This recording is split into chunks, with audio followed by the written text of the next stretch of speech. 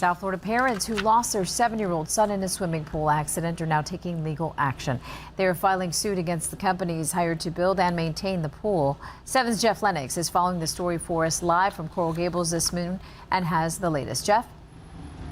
Yeah, Diana, we are live outside the lawyers' offices here this afternoon. The family spoke about a half hour ago talking about this wrongful death lawsuit that they are bringing forward. It is right here, 24 pages long, and it identifies the cause of this young boy's death. Again, the tragic death happening about 2 months ago. As we go ahead and take a look at this video, back on April 13, 2014, this was Calder Sloan's 7 years old, his first swim of the season. He hopped in the family pool in North Miami, swam to the deep end, and that is where he was electrocuted. Friends actually had to pull him out of the pool, and he was pronounced deceased soon thereafter. Now, in this 24-page lawsuit, lawyers zero in on a faulty pool light and electrical grounding and bonding systems as the root of the problem and the cause of death here. The lawsuit filed against 4 different companies, the manufacturers, also an electrician and an inspection company that all had some contact with this pool in North Miami. It identifies these 4 companies as negligent and says they failed to use care in design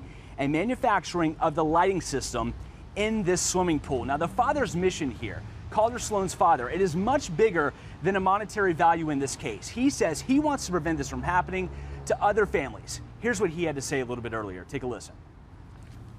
So why do we find ourselves here in this ocean of grief and absolute despair? Well, simply, it was all laid out here because of the negligence of these professional services and manufacturers who carelessly failed to do their jobs, whether it was servicing our pool, our electrical systems, whether it was making a product that was designed to be safe. That Calder was robbed of his life. He had his whole life ahead of him, and he had amazing potential, and probably not just for his 77 or 80 years that he would have lived, God willing, but for all those generations he would have impacted. This is the And we're going to have more on Calder's story coming up tonight, but first I want you to take a look. This is the picture of that faulty wiring. This was where the light was in that family swimming pool in North Miami. You can see that break in the wire right there. That is really the cause of all of these problems, and that is what emitted all of that electricity into this swimming pool in North Miami.